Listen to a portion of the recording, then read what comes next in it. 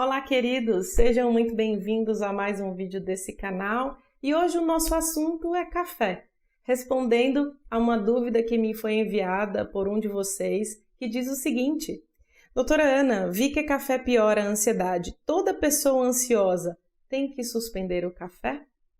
A gente vai falar sobre isso daqui a pouco e se você está aqui pela primeira vez, seja muito bem-vinda. Eu sou a doutora Ana Luísa Aguiar, sou médica psiquiatra e convido você a inscrever-se nesse canal clicando no botão vermelho e ativando o sino das notificações enquanto o Bruno roda a vinheta.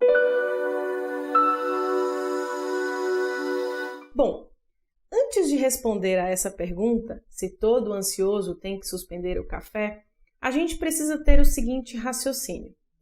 Cada um de nós tem uma forma de metabolizar substâncias, seja um alimento, seja um medicamento.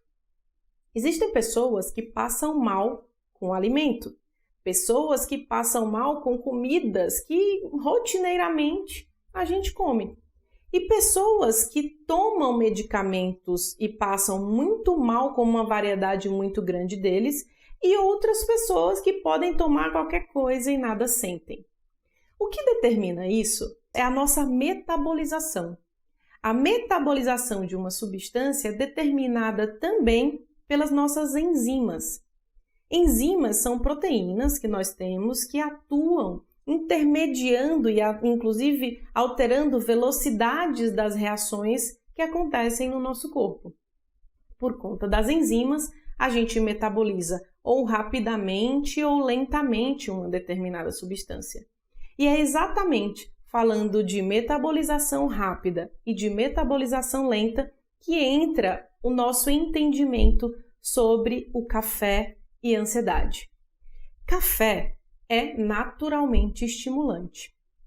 Estimula o cérebro, né? A gente fica mais alerta quando toma o café, porque ele atua na adenosina e também na dopamina.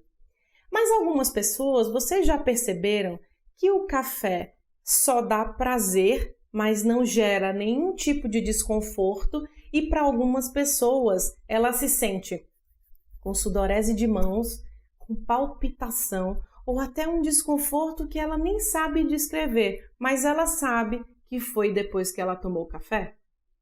Pois é, algumas pessoas metabolizadoras lentas do café tendem a ter sintomas de desconforto quando tomam. São exatamente as pessoas que se sentem mal e palpitam com o café. Normalmente são aqueles que não são muito apaixonados por ele. Outras pessoas são metabolizadores rápidos. E essas são aquelas que, mesmo tomando à noite, não percebem nenhuma diferença na qualidade do sono. Quem determina isso são as nossas enzimas. E aí a pergunta é, ok, a gente sabe que tem gente que metaboliza rápido e outros lento, e também a gente sabe que café é estimulante. Essa pessoa leu que café piora a ansiedade. Se eu estou ansioso, consequentemente eu vou pensar que, então, eu tenho que suspender o café. Bom, eu recomendo que pacientes que estão vivendo transtorno de pânico suspendam o café completamente. Por quê? Porque no transtorno de pânico, o nosso desejo no tratamento é reduzir o estímulo cerebral. É fazer com que a pessoa tenha mais calma e, consequentemente, redução desse estímulo. E o café é o oposto disso. No pânico, sim, eu recomendo que a pessoa suspenda. Em transtornos de ansiedade generalizada, por exemplo, algumas pessoas percebem que pioram mesmo quando tomam um café. Mas algumas outras pessoas, elas já estão há tanto tempo muito ansiosas, elas estão há tanto tempo vivendo situação de apreensão, elas já têm sudorese de mão sempre, pé gelado, dor abdominal, angústia, que ela já perdeu a mão de saber o que de fato piora.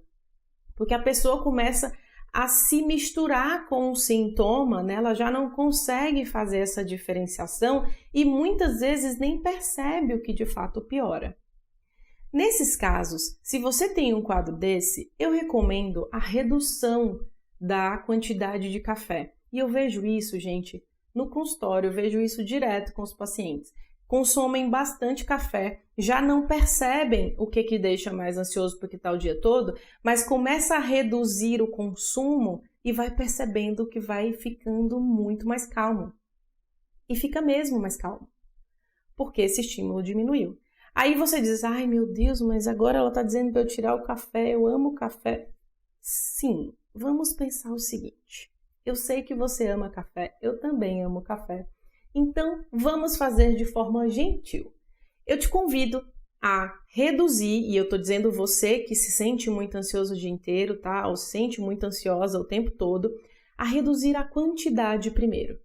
Reduzindo a quantidade, depois reduzindo a concentração e percebendo como você se sente. Percepção de si mesma é uma das coisas que a gente precisa treinar, porque isso é conhecer-se. E aí você vai entendendo aquilo que você toma, aquilo que você consome, como o seu corpo reage e agindo a seu favor.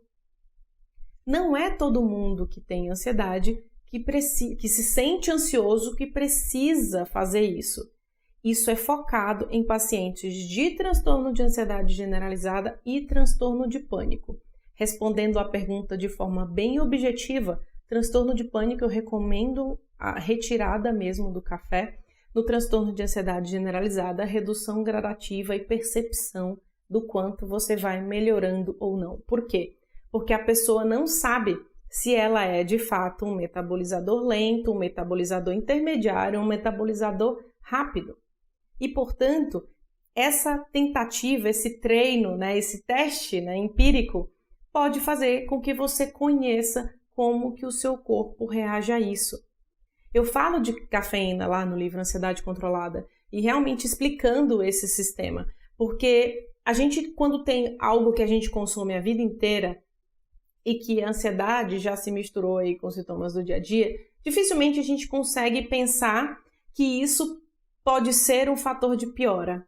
O café é um deles, porque também algumas pessoas, mesmo muito ansiosas, têm dependência do café. Pessoas que se não tomam sentem dor de cabeça, sentem tremor, sentem desconforto. Então, nesse caso, a gente tem duas coisas para se preocupar. Tanto o quadro de ansiedade quanto o quadro de dependência do café. Por isso que isso a gente faz gradativamente, compreendendo o corpo e fazendo com que tudo caminhe para o seu bem-estar, para se sentir melhor. Algumas pessoas conseguem fazer essa redução substituindo por chá preto gradativamente, porque chá preto tem cafeína, mas não é na mesma concentração do café comum, normal, né? E alguns podem me perguntar, mas e se substituir pelo descafeinado?